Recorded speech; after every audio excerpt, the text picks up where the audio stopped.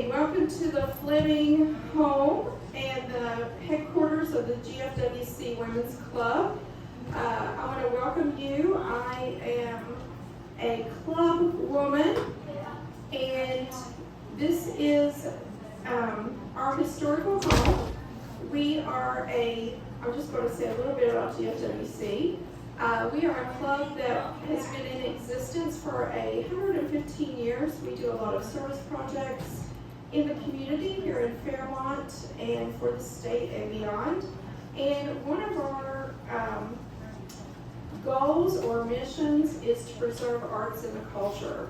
So while we did put on this show in collaboration with the Country Roads Quilt Guild, we are not a guild. We don't have guild meetings here, but we really opened this up to the community. We had submissions from Country Roads. We had submissions for members of Mountain Heritage.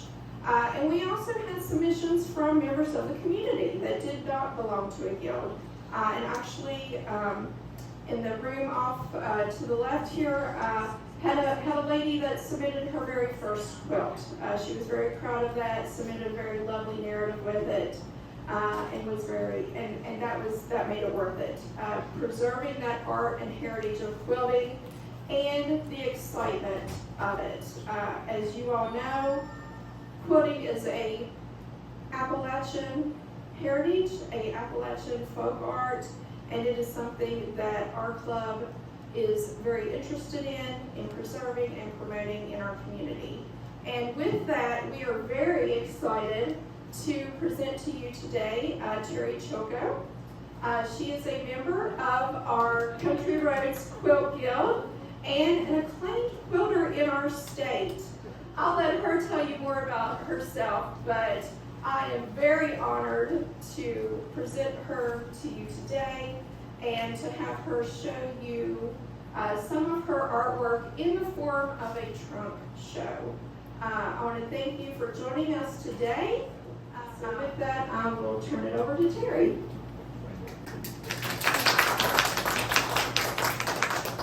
Thank you, Tina. And thank you all for coming today. I'm excited to show you, I brought some of my favorite quilts, and I can tell you the stories of the different quilts. How many of you make quilts? Okay, so we can also talk about techniques. Tina said if we run over a little bit, it's okay. So if you have questions about the stories, the techniques, anything about the quilt, we'll try to answer those. My daughter Kate is going to help hold the quilts with Tina. My whole family's here. My sister Jane is my timekeeper. So if I go over too far, she's going to say, speed it up. And my daughter Emily is going to record it so we can show it to some people who couldn't come today. All right, let's get started. I brought a lot. The first piece I think is something that people in West Virginia will appreciate. Friends of my daughter's were getting married, and they wanted a special.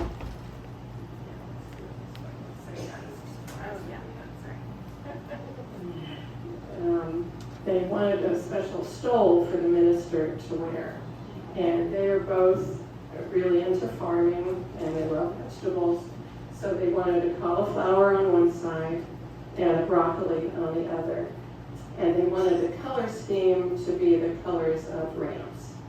This was a real West Virginia wedding. I did have, one of the green fabrics is actually a print of kale. Maybe you've seen those fabrics that have vegetables and fruits on them. And as a surprise to them, on the back of the stole, I put ramps. Oh, yeah. Let it hang down like it's on somebody's shoulder. Oh, yes. I do some machine embroidery, and you're supposed to clip the threads at the top and pull out that 18 inches. Well, I saved those, so a lot of those shiny rainbow-colored threads became the roots of the ramps.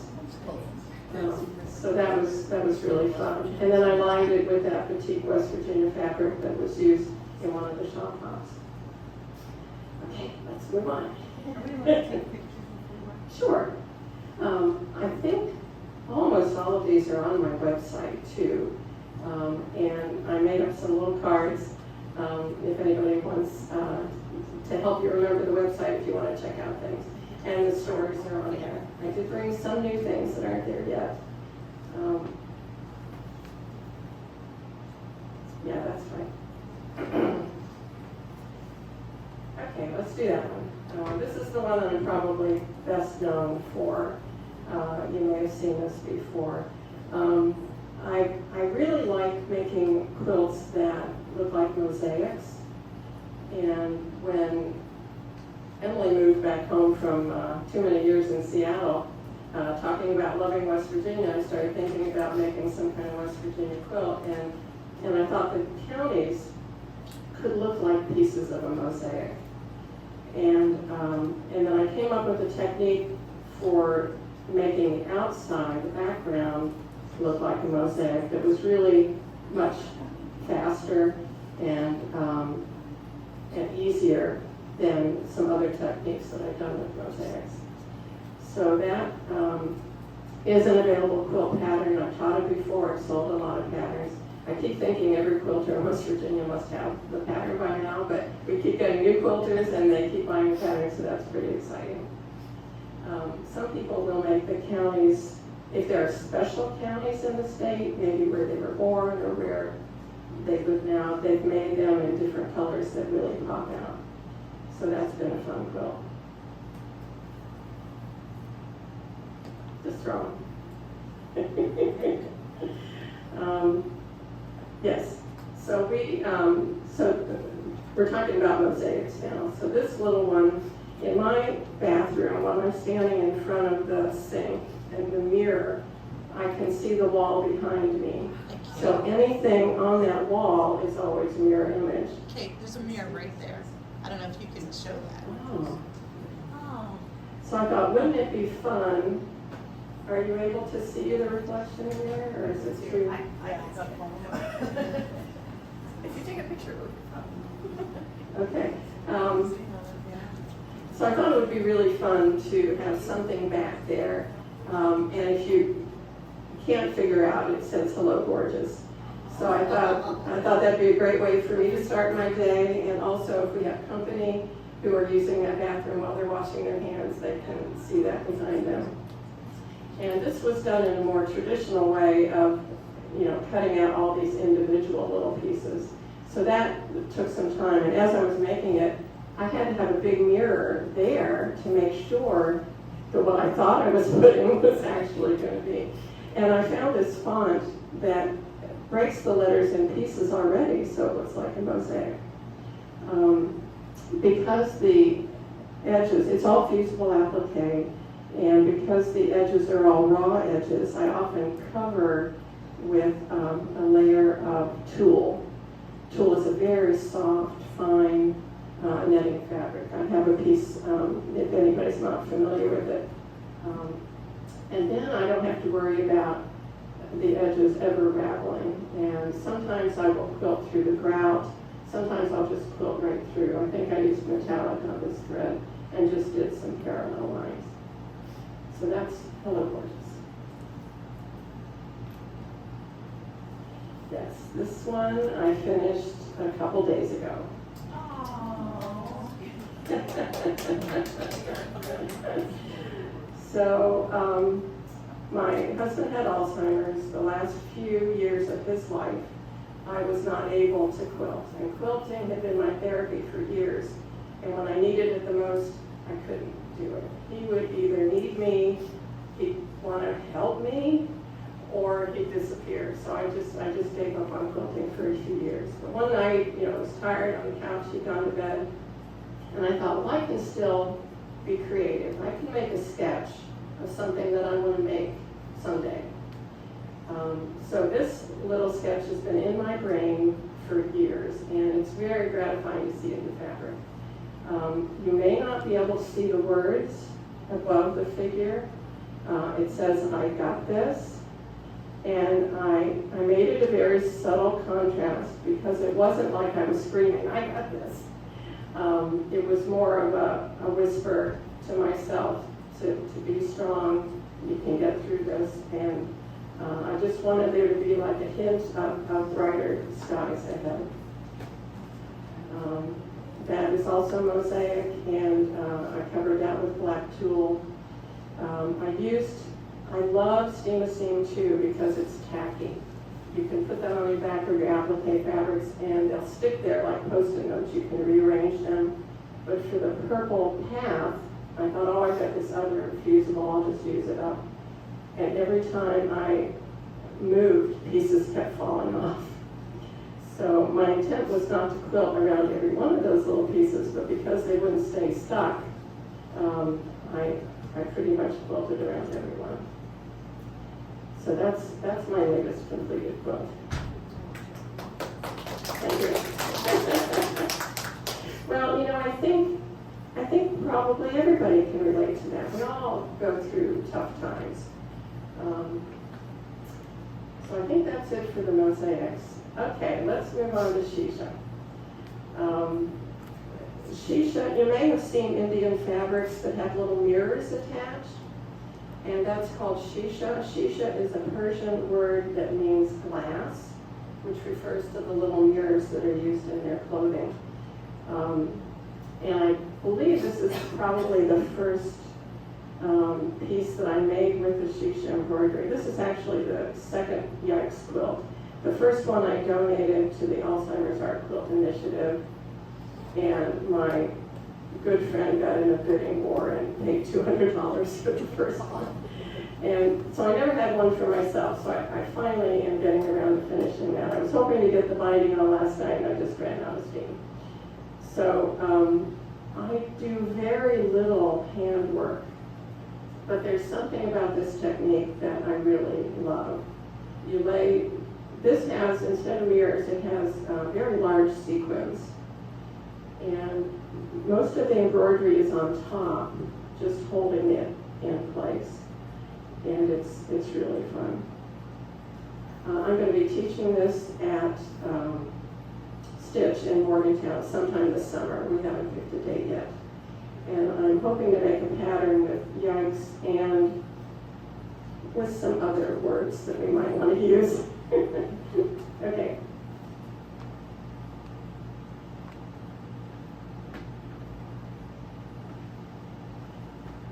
So our quilt guild, the Country Roads Quilt Guild, used to have a challenge every year where we were given rules that we had to follow to make a quilt.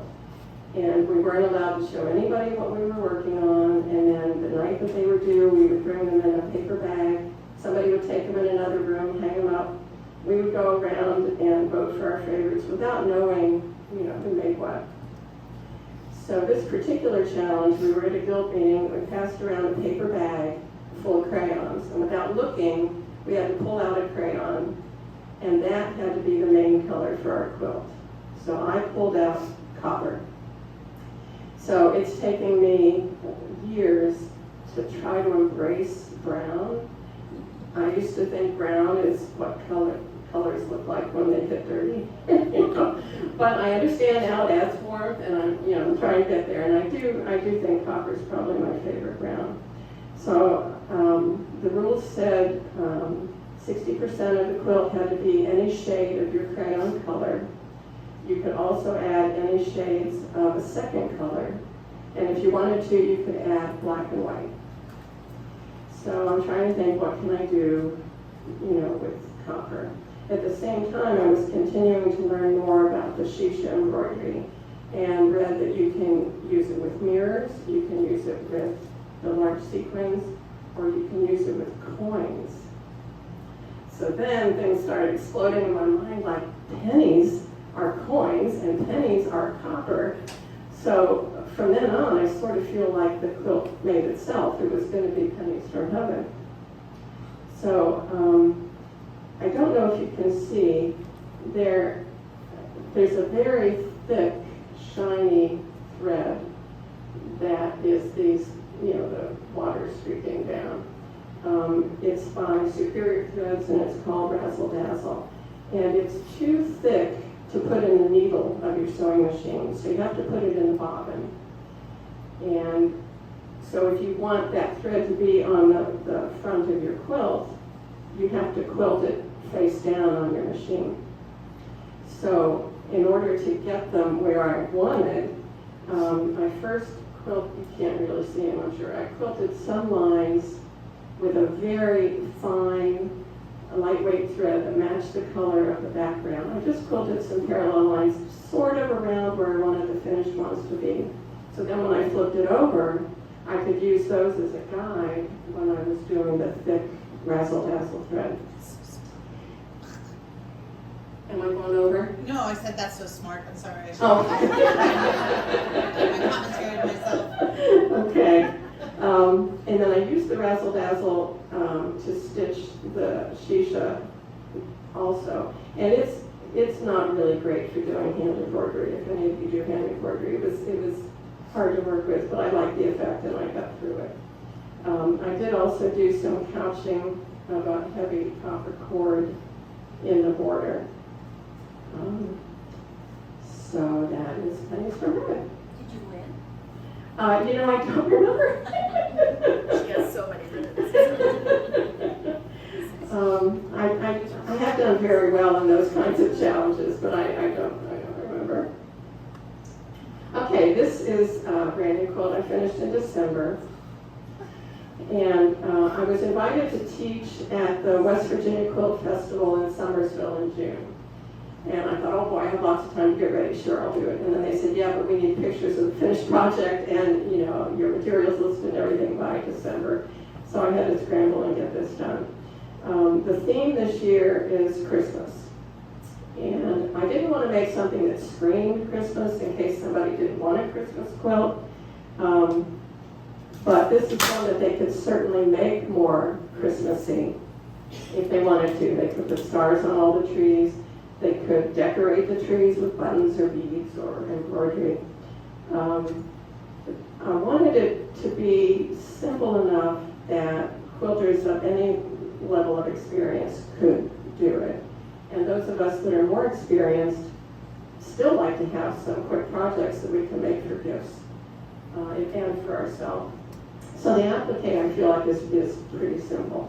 The two techniques that people may not know how to do are the lettering, is creating your own fusible bias tape and then using it to make the lettering, and then the shisha for the snowflake that makes up the O. Some of you can buy ready-made fusible bias in a handful of colors, but they don't always have the colors that I want, so we're going to learn how to do it. What I like about using that bias is that both edges are folded under, so you get this nice clean edge around. And I'm excited about shisha. My original plan was to have, one of these shisha circles on the ends of every letter. And I think it was 20-some. And so I was showing some quilting friends what I was planning. And they said, well, why don't you do one? And if people do the one and they love that technique, then they can certainly put it on all of them if they want. But, I kind of like that it's that one snowflake. And if people, aren't from West Virginia or don't want to put Almost Heaven, I will have optional wording that says let it snow. And I also think, I think this was Emily's idea, that this could be any season. Those hills could be green. And instead of the little sled at the bottom, can you all see it in the back? Instead of the little sled at the bottom, I'm going to make a little wheelbarrow that you could fill with flowers or leaves or apples or pumpkins or puppies, whatever you want. And I liked the quilt, but then when I put that candy cane binding on, it just sort of took it to a new level. So I'm really pleased with that. I'm excited to be able to teach it. Okay. And where are you teaching that? In Summersville, there's a big quilt festival every June put on by West Virginia quilters. They are the state guild. So the members for that guild come from groups, all over the state. And it's, I think my class is like June 22nd or around then. You can go to wvquilters.org and you can learn about the festival. There'll be another day-long class the day after me taught by Brian McCoy, who owns Quilts and Quarters in Parkersburg. There'll be lots of quilts. There'll be a special dinner with a speaker one night. And then on Saturday they do a thing where you're in a room with like 7 or 8 presenters and you get like 15 minutes with each one and they'll do a little demo of something. It's a lot of fun and it's only 2 hours away. So check it out if you want to have a fun day. Okay. Does anybody know Tom Waits, musician, songwriter? Okay, maybe this is the wrong crowd. He's a real weirdo, but he's brilliant. And he does some crazy songs, but he also does some lovely, lovely songs. And there's one called Last Leaf. And what I machine embroidered here is from the song. And it says, "The summer took the rest, but they won't take me. I'm the last leaf on the tree." So it always intrigued me to see trees where all the other leaves are gone and there's one just hanging. A friend of mine looked at that and said, "Well, that's a quilt about survival." Well, that was not my intention, but that's what I was going through. So this leaf is actually a little quilt on its own. It has that same razzle-dazzle thread, so this is quilted upside down. And the tree itself is not appliqué, it's pieced. I took a class from Cynthia England years ago, and she has this technique that I think she calls picture piecing. And her technique came about because she misunderstood how to do foundation piecing. And her technique uses freezer paper. You do not sew through it, so there's no paper to rip out at the end. But it still allows you to get very precise points. I do a lot of applique, but sometimes I need a break, and I like this technique because it's fun. The tree was leftover fabric from a guild challenge, and it's actually purple. It's a very subdued purple. You look at that and you say, well, that's a brown tree. But I thought, well, I'm going to make a purple tree. And the fabric in these borders, I love it because it also has some purple leaves in there. I quilted, free motion quilted leaves there. I found that free motion quilting, except for one person who's extraordinary named Erica, I've never seen anybody sit down and try to do free motion and do a great job immediately. It just takes practice. You just got to put in the time. And I've made enough quilts with leaves. Do it enough, then it gets to be easy. So I can put leaves on anything. So go home and see if you can find Tom Waits' song, "Last Leaf on the Tree." And maybe don't listen to some of the crazy ones. Okay. I would like to make a whole series of quilts based on lyrics from some of my favorite songwriters. I think that would be a lot of fun. I have one planned for next year. We'll see. Okay, this was another, whoops, she's sideways. This was another guild challenge, and the rules said it had to include at least one curved seam, so there's no applique here, it's all pieced. It had to include shades of black and white and gray, and one other color. And like I said before, we would bring these in anonymously. They'd be hanging up for people to vote. So I knew if I put purple, they'd all know it was me. And I was going through some old photographs, and I found that one of my mother from high school, I think. And it's like, oh, that's shades of black and white and gray. That would work. So I had that transferred to fabric. And then for the color, she loved pink, to the point where every female in our family has a real aversion to pink. She would dress us in pink. If she got a dress for a party, we didn't say, "What color's your dress, Mom?" We'd say, "What shade of pink is it?" So I knew if I used pink, nobody would guess that that was mine. I grew up watching my grandmother quilt, and I loved her feathers. So I put feathers here and here. Those are my first free motion feathers that I did. So that was a lot of fun. Some of these fabrics remind me of our mom. There's music notes, she was always whistling something. And then there's fabric here that sort of reminds me of the silhouettes of women in the 50s. And that reminds me of what she looked like when she was younger. I was doing free motion quilting, but not really confident with it yet, and I didn't want to use thread that would be bold and draw attention. In the bottom border, I quilted "I Miss You, Mom," and really you can't see it unless the light just hits it in a certain way and you see the shadow. The rest of the story's on the back. One year for, I think it was Mother's Day, we got a pad of note paper, like little 3-inch squares of pink paper. And we gave everybody in the family some and said, write love notes to Mom. So some of us were adults and we wrote about, you make the best food and whatever. I think the youngest grandchild was 2. So the little ones, we traced their hands. Kate was old enough that she drew a picture of her and my mom in a rainbow, and I think one with her pretty fingernails. I put a photo transfer on the back of my mother pulling my hair back into a ponytail. I was probably 8 years old, and I'm covering my face because it's angled and hurt. But as an adult, that picture makes me smile. So I bought a $3 glass ginger jar, Gabriel's. We put all those notes inside, and it was like the best present she ever got. Any company that came over, she'd pull it out and say, look what I got, and go through it. So if you want a really cheap $3 present, get a jar and fill it with love notes. So that's my mom quilt.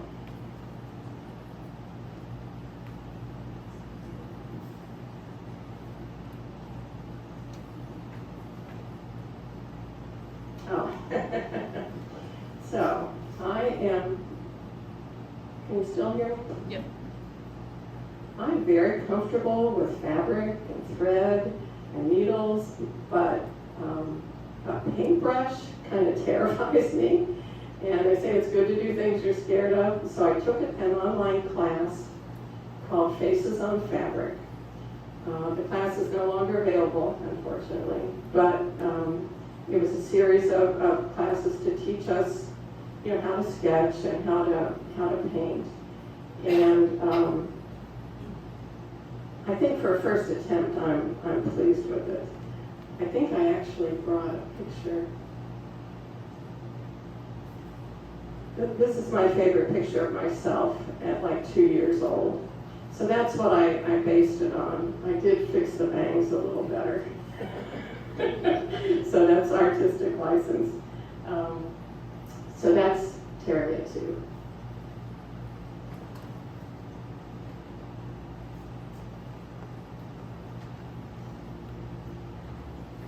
No, that little one's next. So here's my other self-portrait. So this is just a white piece of fabric.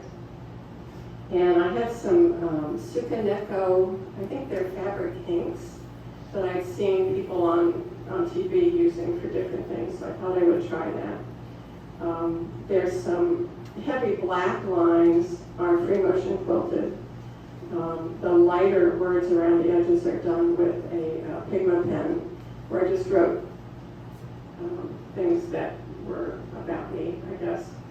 And I thought, oh, it would be really fun. I'm going to hide something in the hair. I'm going to hide a word in the hair, and then people are going to get tickled when they see it. Well, nobody ever sees it.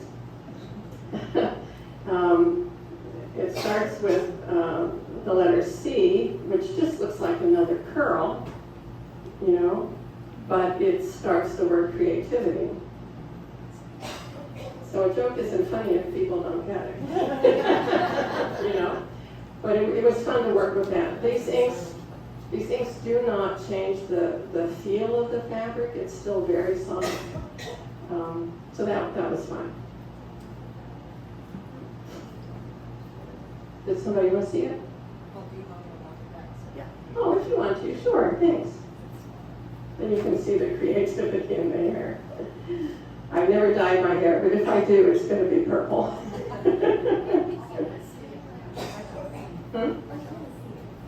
Oh, yeah. No, I think we can leave those.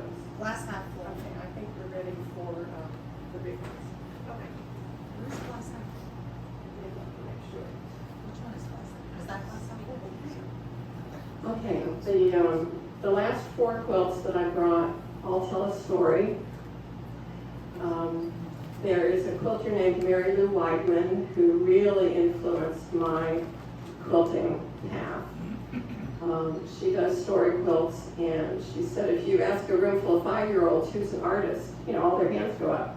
If you ask a room full of adults, you'll be lucky, if you get a hand or two. Something happens in that process. Either we lose our confidence or, I think if kids had art classes every year like they have math and science and history, they would learn techniques and we'd have more artists.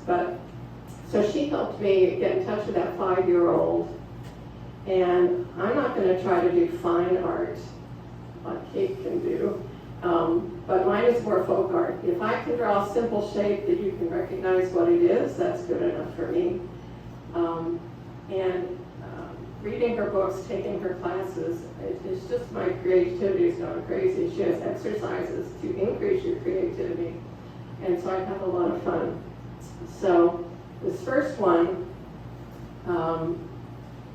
it turned out to be a guild challenge, but it was also published in one of Mary Lou's books. She asked me if I would make a small story quilt that she could put in a new book. I brought the book. It's called Out of the Box. My quilt's on page 80.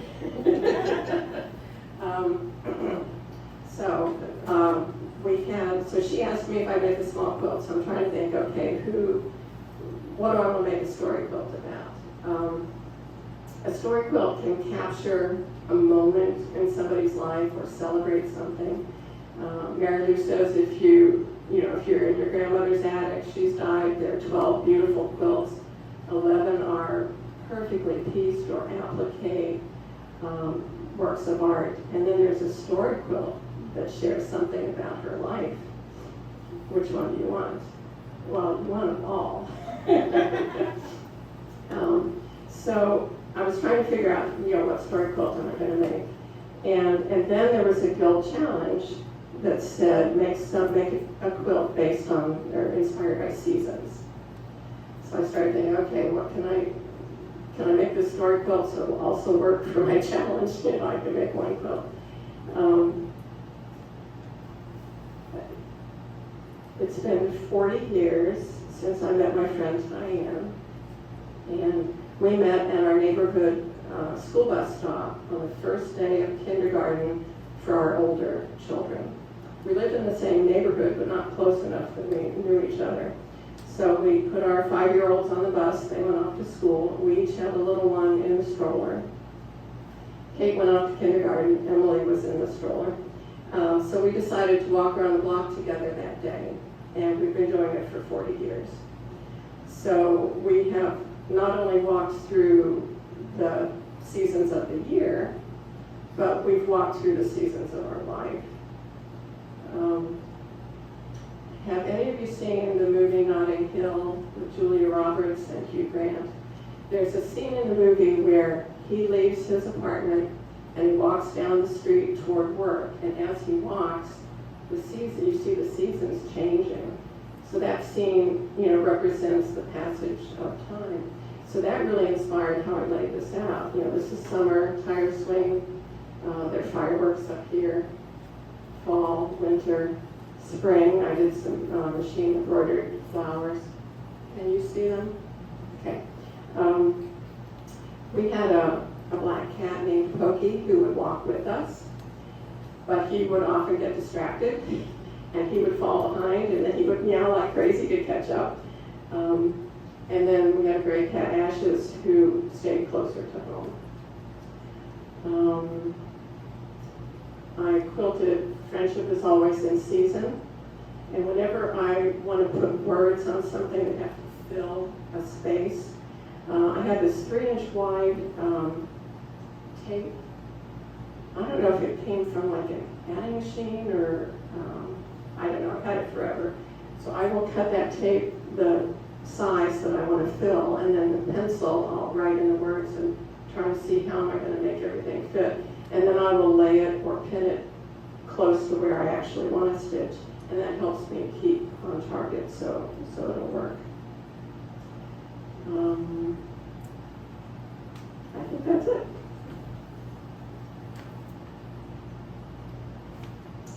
Okay, the next one, no, that's going to go last. We changed the order.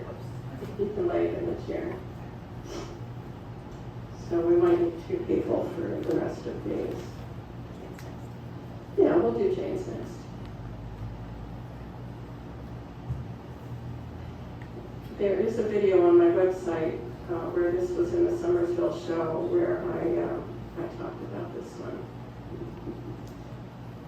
Okay, so in Mary Lou's classes, she says, put some background fabric in, make the borders first. The first day that I took a class from her, I've been spending 15 years trying to make perfect points, make everything match, and these stars are wonky, this, flying geese, it was like there was smoke coming out of my ears. But the second day I really got into it, and it's really fun, and I think it'd be a great technique for beginners.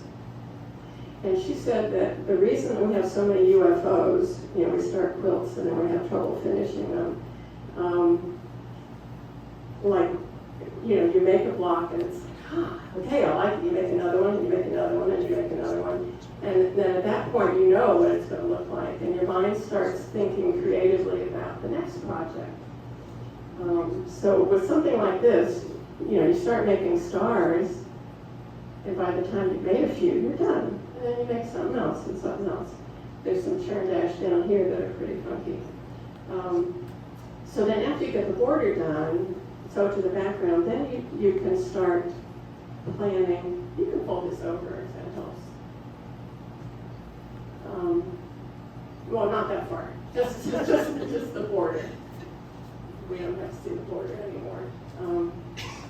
So you can. She said, if you're making a story quilt, have somebody write down 30 important things, 30 things that are significant to whatever the story is that you want to tell.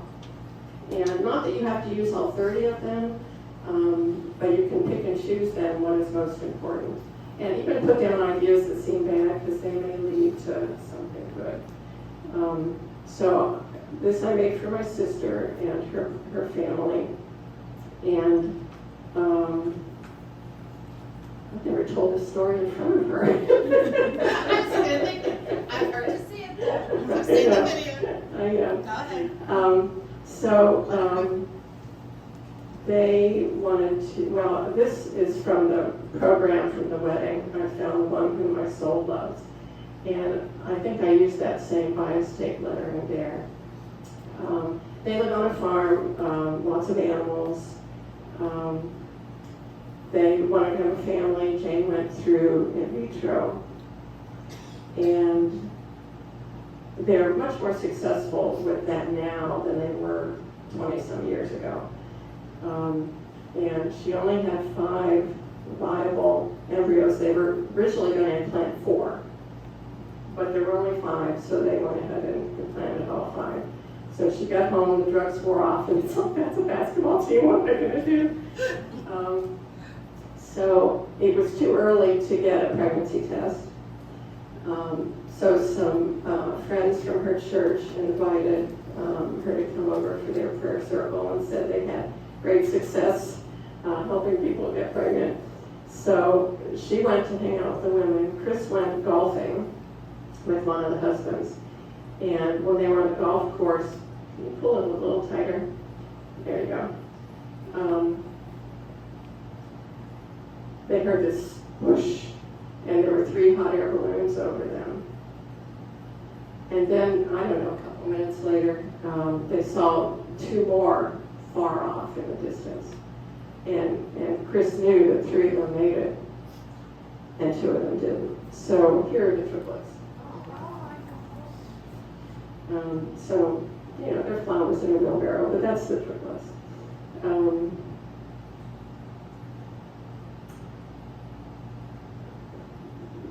doing a story quilt like this where you add things as you think of them. I quilted a little cat in the window of the house like 2 days before I took it to Summersville. You can continue to add as you get ideas. Your creative brain is still working. They spent some time in Austria a couple of years, and I don't know if you've heard of wood spirits.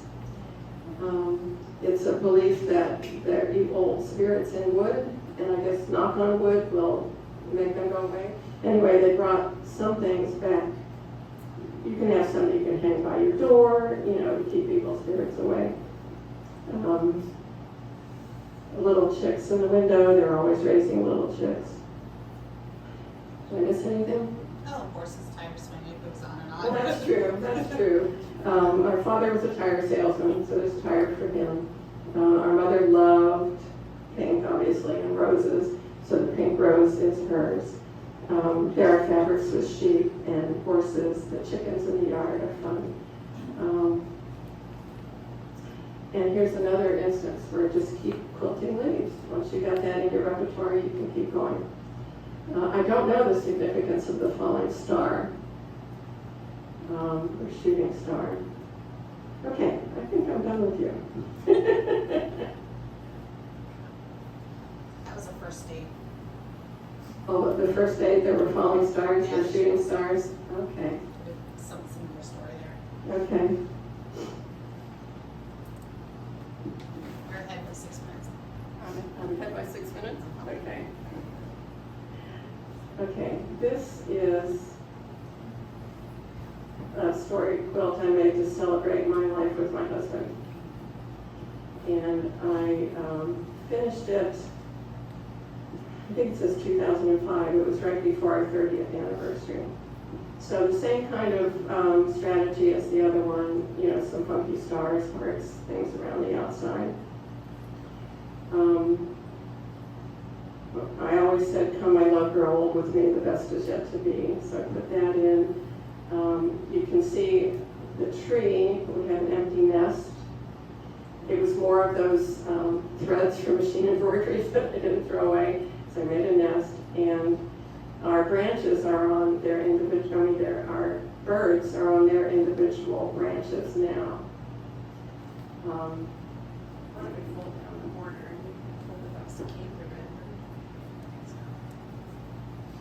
we need more tall, well, Yeah. but pull it tight, so there you go, perfect. Okay, so people have asked if my husband was Amish, and that was not my intent. He had this summer hat that he would wear. It was actually white. So the shirt that I'm wearing says peace on earth. I've been vegetarian for a long time, and I had a friend who used to buy me vegetable t-shirts all the time. In my pocket are ticket stubs from concerts that we went to. I took the real ticket stubs, had them photocopied and reduced and laminated. So those are from real concerts. He was really into computers, so where you can see the Apple logo I embroidered, and that's supposed to be a computer CD.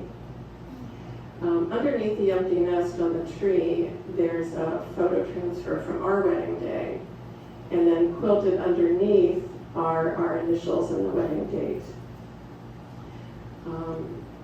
This says Dan's world famous guacamole. He made the best guacamole, and he didn't even really like it that much, but he would make it for me every time I wanted some. In Mary Lou's classes, she says, don't make things the right size.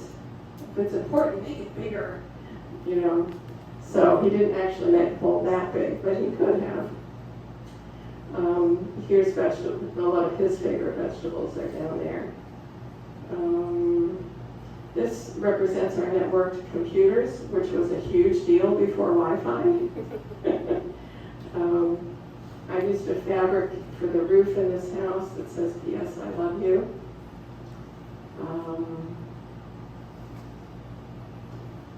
I think that's it. I don't think I forgot anything. We hung this at the funeral home for my husband's memorial service up in front from a quilt stand. And it was just lovely. And I feel like that's probably my masterpiece. That's probably the most meaningful quilt for my family that I've ever made. So we have one more. This one is really tall. We may have to hold it up in sections, or we can start at the top. It is heavy. My sister has a really good friend named Carla, and Carla's daughter, Hannah, died when she was 23 from a terrible illness.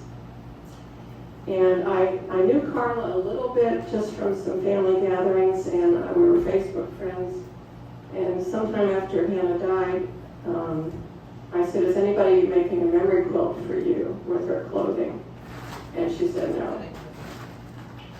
And I had never made one, but I felt like, oh, there you go. I felt like somebody had to make that quilt. It needed to be made. So I volunteered, and at the time, I was not able to really quilt anything. My husband was ill, but she gave me no deadline. She said, whenever you get to it, no problem. She was grateful. She sent me a big box of all of these special pieces of clothing that she had saved. She took the big box to the post office and said she broke down and was crying with the woman who was working there. She said it's the most important package I ever mailed. So this was important. The box sat at my house for a few years until I felt like I could start it. And I watched a lot of YouTube videos. I joined a couple of Facebook groups. I never even made a t-shirt quilt before. And it's very different. Fabric is heavy. Fabric stretches. Can you see that? Okay. No, they said broken. So I kind of for so long, and I'd attempted to start a couple of times, and I just kept quitting. And so a year ago, on my birthday, I sat myself down and said, what's your problem? We have to get this quilt done. And I think, I try to make things that are really pretty, and I like to know what I'm doing, and I was so afraid I'd mess this up. It just came down to fear. I was just afraid. And I said, I have to do this. It doesn't matter what it looks like. Carla's going to love it. I just need to do it. So I set myself some very small goals, like to do 2 or 3 blocks a week. The block that was the hardest for me to tackle is this one. This little crocheted sweater and bonnet. At the time, I did not know the story, but I knew it had to be made by someone special. And so when I was looking at YouTube videos and learning how to do this, everything said you have to cut the back of the garment off, or it's too thick. You don't want it to look like a craft project that you slap things on. She may never wash it, but I wanted it to be sturdy enough that she could if she wanted to. And the idea of cutting off the back of the sweater was really, really hard. I finally came up with an idea that really worked. I was worried about the raw edges. How am I going to turn them under? So I decided to lay the sweater out flat.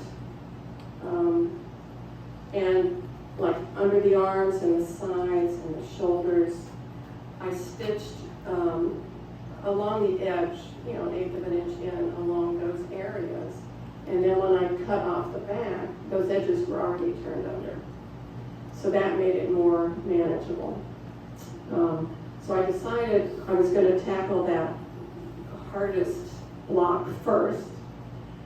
I did, and it turned out well, and then that encouraged me to keep going. So I would do 2 or 3 blocks every week.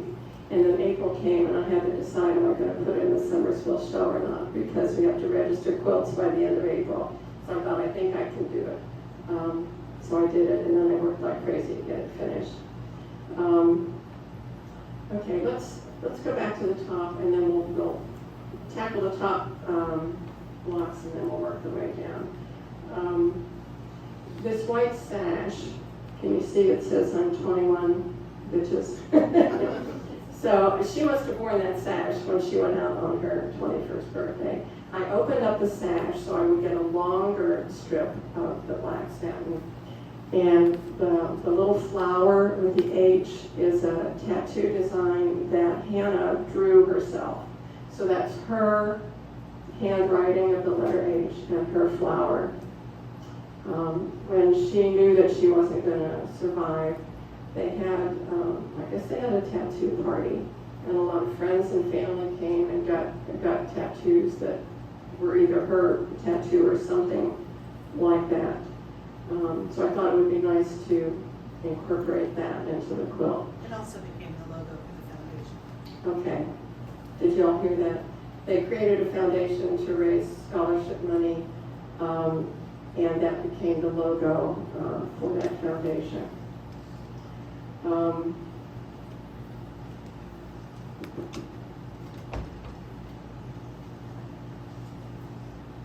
So here was one of my practice things. I wanted to show you. I used that razzle dazzle again, and it's this really thick, sparkling. I'll pass that around if you want to see. So I quilted that design with another thread, flipped it over, and then used the razzle dazzle. The regular thread just did not show up. You know, you weren't going to be able to see it, and I wanted something that would pop. While we're looking at the top, Carla sent me 3 of these graduation cords and tassels, and I had no idea how I was going to use them. And you know, in the beginning of my quilting career, I had to have a plan. I had to know what was going to come next, what was going to look like at the end. And as I've gotten older and tackled more, you know, art projects, I've just been confident that I'll figure it out. Something will happen. So I was asking on Facebook groups, have you ever used these things on a memory quilt? And everybody said, don't do it. It will fall apart if you try to wash it. Don't do it. Just put it in a bag and give it back to her. And, you know, I was fretting with family members, and they were saying, well, do you have to use everything she sent you? And it's like, yes. She saved them for a reason. She sent them to me for a reason. I'm going to find a way to do it. So what I decided on was to tie them on. And if I couldn't think of an invisible way to tie them on. So if I can't make something invisible, then I make it sparkle. You know, make it look like I want you to see it. So I took a strand of heavy white hand quilting thread and a strand of the razzle dazzle, and I tied them on. And if she ever wants to wash it, she can snip those ties and then tie them back on later. Now across the top, there's a hanging sleeve behind there. So I knew that wasn't going to be easy to tie on. So across the top, my friend Jeannie back there gave me some black metal, you know, the hook and eye that you have in clothing sometimes. I took the black eyes and attached them in that black border, and then I tied the cords through those eyes across the top instead of going all the way through. You know, this was an adult t-shirt that had Hannah's handprints. Toward the bottom, there are footprints also. This fabric here was one of her scrubs as she became a nurse. And then this was a little bikini top, and I thought the colors look great together. So I took the bikini top, I removed the foam cups inside, turned the edges under, found a way to stitch it down, and I think that worked. Okay, you guys can roll it up a little bit more. And this right here this little white strip was the last piece of Hannah's baby quilt. And she called it her meanie. So, I mean, a lot of these things were so, you could see through them. They were so old and worn.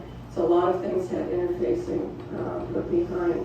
So I did that with that little scrap, and in pink thread I quilted meaning through that. All of the background fabrics were interfaced. Clothing is so heavy and it can distort everything when you're trying to stitch it down. This block, as a volunteer or as a nurse, she would have shirts that would have embroidered maybe the name of the facility or her name. And so I had planned to, cut out rectangles, not use the whole shirt, and put them here and there. And then I got the idea of putting them like a chevron. A friend of mine had been asking me about a French braid quilt. Maybe you've seen French braid or just braid quilts. And so I was able to use those little pieces in that block. And I love the way it turned out. I think you put things on the diagonal, it's exciting. Some of her scrubs had buttons, and the name of the company was Gray's Anatomy, and etched in the buttons it says Gray's Anatomy. So again, I think it was Jeannie's idea to put the buttons in here. And then this bottom triangle that has her initials was from some running shorts. I'm sorry, are you guys thumbed up okay? Okay. There are two jackets here. You can see the zippers. And I lined them, I don't know if you can see, I lined them with fabric so they will act as pockets. Carly gave me some things that are paper, some things that I couldn't put on a quilt that can be tucked into those pockets and stay with the quilt. This shoe block here was a t-shirt that actually belonged to Carla, but Hannah liked to wear it a lot. It was so full of holes. In around where a lot of the black is, it was just very holy. So I fused a black interfacing to the back of it, and then I put the black tulle on top so that I totally enclosed all of those holes. And then when I did the quilting, I did enough free motion quilting that it's never going to change. It's never going to get any worse than it is now. And I think it probably looks better now than when I got it.